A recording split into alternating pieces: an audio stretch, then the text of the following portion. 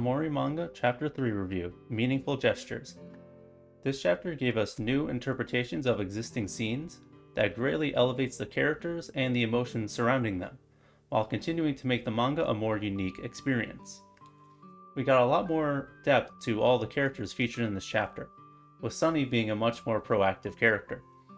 This chapter nails the strong mood and emotions of this part of the story. I've said every review so far that I think the manga art is great, and it continues to be stellar in this chapter. This is definitely the best chapter so far, in my opinion. I will primarily be focusing on the two main scenes, which are Sunny and Kel getting Aubrey's location from Kim, and then their confrontation with Aubrey in the church. And as usual, spoilers for both the manga and the video game. So, one clear change the manga is making is having Sunny play a much more active role in the real-world segments. In the real-world segments, he is much more of a bystander in the video game, while here he is still following Kel's lead, but takes more action on his own. This scene also shows a lot more emotional depth for all of the characters. Sunny and Kel work together to get information about Aubrey's location in a different way than in the game. In the game, Kim gets kicked out of the candy store for shoplifting, and Kel gets information by trading a bag of candy for it. In the manga, Miss Candace is chasing after the hooligans for shoplifting.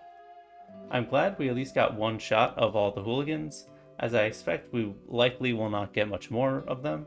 I said maybe one shot of them in front of Aubrey's house later. When Kel and Sunny see her, they try to stop her by hitting her with a can. Sunny does it first and misses, then Kel makes the hit. This is the first instance of Sunny taking action, showing more agency from him and also providing a bit of comedy. This stops Kim from getting away, with Kim initially refusing, reminding them that they're the ones who abandoned Aubrey way back when Mari died. This scene conveys how close Kim is with Aubrey and how she truly supports her, getting mad in her stead of them only now starting to seemingly care about her.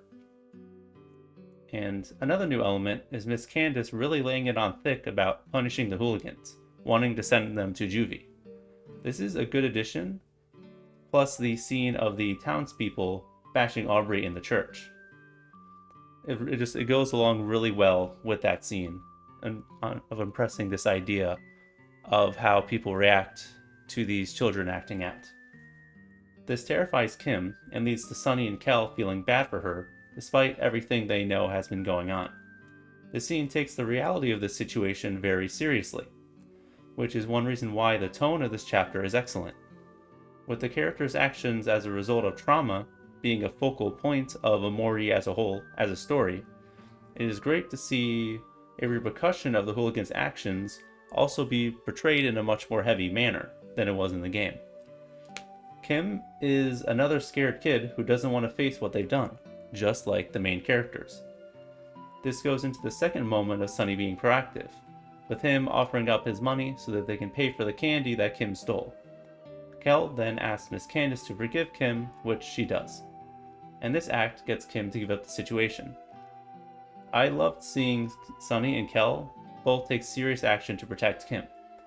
It does give Kel the opportunity to get the information they need, but I feel that it was a secondary benefit.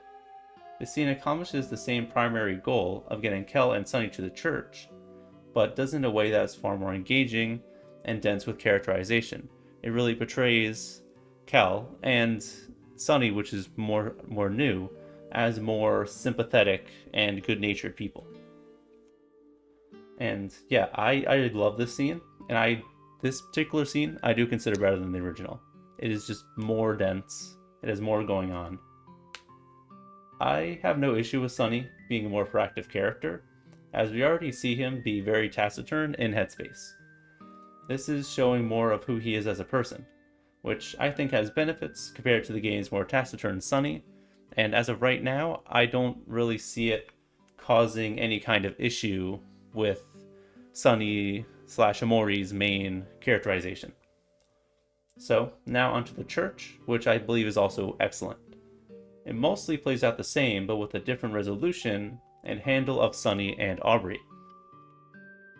So, a big emotional focus of this chapter is how the characters responded to Mari's death and the long-term repercussions of how they went about with coping.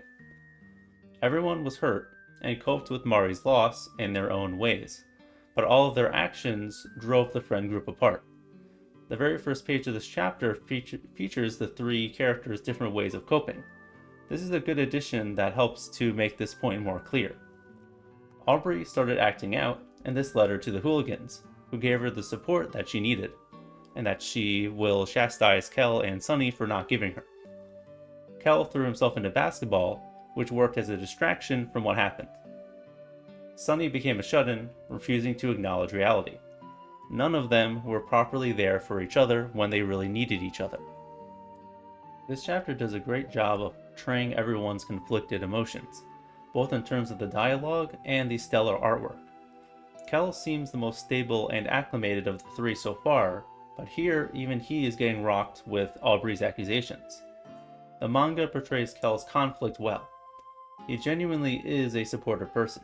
He had been trying to reconnect with Sunny, he helps Kim, and defends Sunny in the church. But you can't deny that he did not support Aubrey. She feels both of them acted like Mari didn't exist, which you can understand from her perspective when you think about her as a character and how much Mari meant to her. But you can also sympathize with them struggling to deal with something as traumatic as having a friend seemingly commit suicide when you were a kid. Both Kel and Aubrey are failing to look from each other's perspectives and acknowledge the complexity of the situation. Aubrey delegitimizes Kel and Sunny's coping mechanisms as selfish and uncaring, despite her own actions. And Kel does not understand that Aubrey making up with him and the others is not as simple as suddenly showing up and trying to do better now. Everyone has actions that they regret and complicated feelings that leave them unsure of what is the right thing to do. The intensity and emotional complexity of this scene is portrayed wonderfully, in my opinion. So now onto the Aubrey and the Sunny stuff, with Sunny's third act of agency being the most impactful. There were implications in the game that Aubrey could have liked Sunny and vice versa, but it was not clear-cut. Headspace Aubrey clearly has a crush on Omori, but this is Headspace, an idealized version of the past influenced by Sunny's biases. Maybe Aubrey really loved him in reality, and that is why she loves him in Headspace. But it's also possible that was purely Sunny's own feelings towards Aubrey, creating a version of her that had a crush on him. He is unable to express the feelings himself, so he expresses his desire for her affection through this fictional her. There's also some moments in the real world that you could interpret as implying a crush from Aubrey, at least in the past, or in the current time as well. It's not clear. But in the manga, it is being laid on a lot thicker that they could have mutual romantic feelings. It is a bit hard to tell with the gray and patterned background that I'm showing now in the manga, which you can check out for yourself. But Sunny is blushing more on the left side than on the right as he looks at her laughing. This is a very clear sign of infatuation from Sunny to Aubrey. The idea of feeling love for someone when watching them laugh is a very common expression. Laughing is a beautiful expression that makes many people feel especially attracted to that person. You see this all the time in romantic stuff. It's also noteworthy that both of them have the smaller blushes on the right, and then they have the bigger ones on the left, as the scene regresses. This matching can be a visual representation that the feeling is mutual. And then, going on that point about looking back in this memory, Sunny takes the feeling that he had in that memory and he turns it into action in real time, which materializes as him holding and kind of like grabbing her ears. This is a beautiful moment and is likely my favorite thing in the manga so far. We can interpret it as a loving gesture from Sunny, or something that he knew calmed her down in the past. This very easily could have been a hug, and I think that's clearly what this is kind of leaning towards being. But it's clearly being shown as something different. This is intentionally drawn as a different expression. That could reflect Sunny's unstable and physically unhealthy state. Maybe he meant to hug her, but this is all his awkward self was able to make happen. You could say that there's a disconnect between his emotions and what he can put into action, which fits with his character. His face after doing it also supports this. He looks like he was just acting on instincts and feeling and is unsure about what's going to happen. But what is also good about this is that you don't have to interpret this as romantic. It is laid on more strongly than in the video game, like I said, but I still don't think romance is the only interpretation of this. The memories during the church starts with everyone other than Sunny touching Kid Aubrey, like putting their hand on her shoulder or petting her head as she is crying. Sequentially, based on what Sunny and us see through his memories, she is crying, she gets physically comforted by everyone, and then she's happy. He could have simply been mimicking what previously seemed to make her feel happier. Even as just a friend, he would not want to see Aubrey cry. And regardless of romantic feelings, he still cares about her and has the gut reaction to try to make her feel better when she's crying right in front of him. So he clumsily tries to comfort her. The manga is definitely leaning more into romantic implications, also considering what we've seen with Basil so far. But I don't think it's going to make any of them canon, personally. I think it's just making the choice to delve more into it as another point of making the manga less one-to-one, which so far I still continue to not mind. I want to see where this goes, and I like what we've gone from this angle so far. As I make clear, I like changes that provide a different but still well done experience with adaptations. I'm fine with adaptations adapting things. I like seeing these different angles and appreciate what it's been adding so far. I feel this scene and chapter as a whole makes Sunny a much more interesting character, and gives a lot of great pathos to Aubrey and Kel while keeping their characters still feeling authentic. I could understand someone saying that this makes Sunny pretty different, with him having so much more agency, and that it could harm the portrayal of him being detached from reality and being a cold person. This moment that I was just talking about is very pure and loving, which contrasts with his only major action originally was him cutting Aubrey, and then he really doesn't do that much after that. But as of now, at least, I don't think that it's actively harmful, and I appreciate the difference. And another part of the scene I really like is that Kel does not snap at everyone's degrading whispers, the people around them in the church, until Sunny touching Aubrey brought up silence. Aubrey noticed it before, but I think Kel's disposition would have made him more likely to tune it out and just focus on the argument, while Aubrey has had those words flung at her in passing before, and it is something that truly hurts her, so she would be more aware of these things. Sunny's move is able to calm down Aubrey. Aubrey pushes Sunny away, apologizes, tells him what to do with the album, and leaves, just like in the game. A notable change is that the scene ends without any proper physical fighting beyond Aubrey grabbing Kel's collar and pushing Sunny. I don't mind this scene being purely an argument rather than a physical fight like in the game. I still think it portrays the emotional intensity of the original scene very well, and I appreciate the additional angle of Sunny diffusing the situation by calming her down. I like how this difference shows how doing things differently can change the way things play out, even if the outcome is the same or similar. Sunny does not do very much in the video game, but it's not as if we were supposed to assume he was not thinking during these events. At least that's what I think. I can imagine manga Sunny being a version of Sunny that does not fully hold back on his feelings, while still being conflicted and awkward.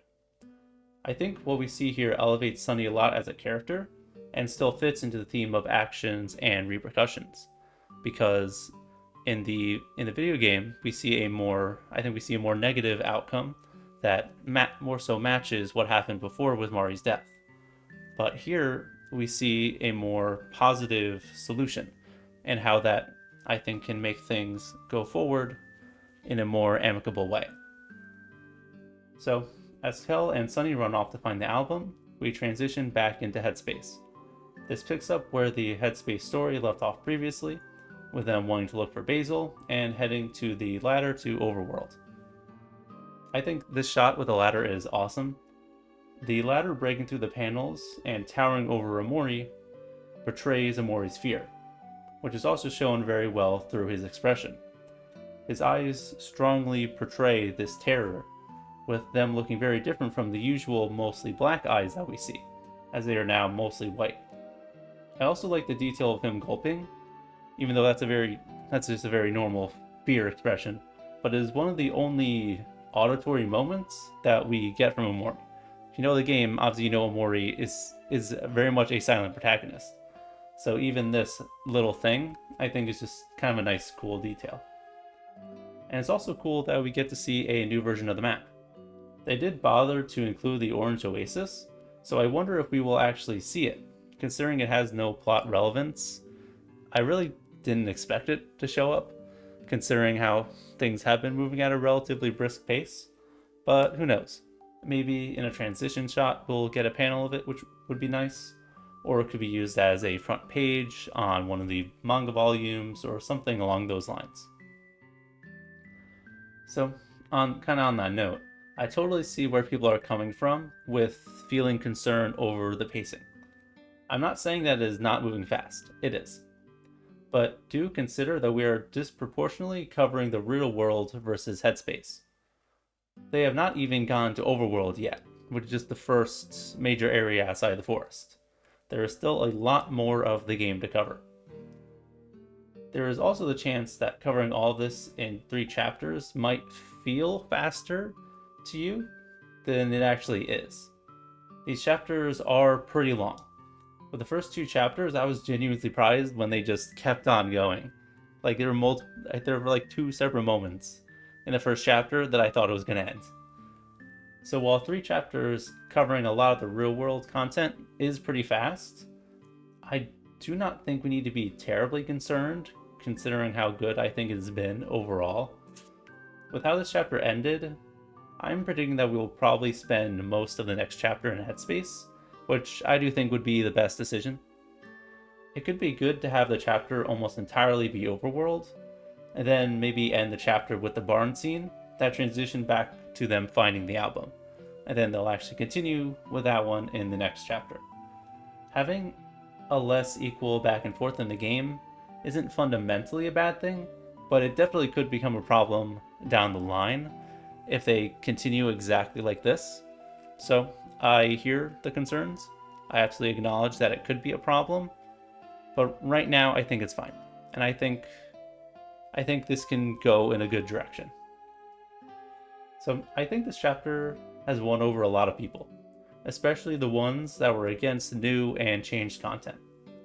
The addition of how Kel and Sunny helped Kim and how it ended the conflict with Aubrey feels very sweet and tender in a way that very much fits Omori as a game and just as a series, but where it wasn't exactly really like that in the game.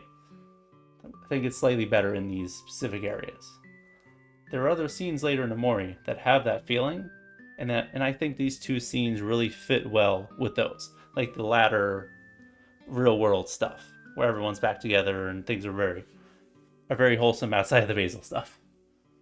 So Omori has always had an incredible tone and atmosphere, and I think the manga is also accomplishing this very well. It has been improving a lot, and I hope it continues as strong as this chapter. So I'm happy to see more positivity towards the manga with this chapter, at least from what I've seen. And I hope that it is winning people over, because I'm still thoroughly enjoying it. I like this as a unique take on Mori, but while still hitting the important points, like the tone and the emotional weight and stuff like that. I highly recommend giving this chapter a shot if you read this or if you're listening to this after 1 or 2, and if you gave up on it, I really think give this chapter a try. It's definitely the best yet, and for me at least, it's accomplishing exactly what I want an adaptation of Omori to do. Like, this chapter is pretty much perfect in my opinion.